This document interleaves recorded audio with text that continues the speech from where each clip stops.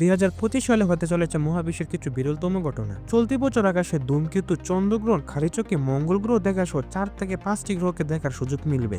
চলুন দেখে নেওয়া যাক কি কি ঘটতে চলেছে 2025 সালে। 13 জানুয়ারি জি3 অ্যাটলাস ধূমকেতুটি সূর্যের পাশ দিয়ে অতিক্রম করবে। সন্ধ্যাবেলা একটি দূরবীনের মাধ্যমে এই ধূমকেতুটি দেখতে পাওয়া যাবে। 16 জানুয়ারি মঙ্গল গ্রহ অপোজিশন পর্যায়ে আসবে।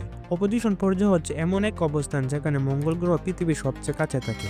এই সময় সন্ধ্যার পর পুরো রাত জুড়ে একে খালি চোখে দেখা যাবে।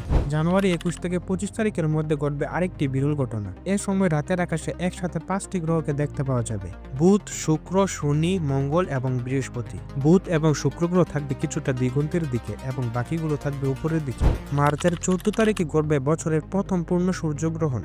ওই দিন চাঁদ পুরোপুরি লাল হয়ে যাবে, তাই একে ব্লাড মুন বলা হয়। সেপ্টেম্বরের 7 তারিখে ঘটবে বছরের দ্বিতীয় পূর্ণ চন্দ্রগ্রহণ, যা বাংলাদেশ থেকে পুরোপুরি দেখতে পাওয়া যাবে।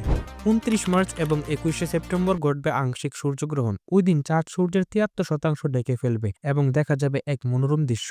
অক্টোবরের শেষের দিকে ওরিয়েন্টেড মিটিওর শোয়ার বা উল্কাবৃষ্টি দেখতে পাওয়া যাবে। এই সময় ঘন্টায় 20 থেকে 30টি উল্কাপিণ্ড পড়বে, তবে এগুলো মাটিতে পড়ার আগে ধ্বংস হয়ে যাবে এবং আকাশে দেখতে পাওয়া যাবে এক সুন্দর দৃশ্য। কমেন্ট করে জানিয়ে দিন কোন ঘটনাটি দেখার জন্য আপনি আগ্রহী।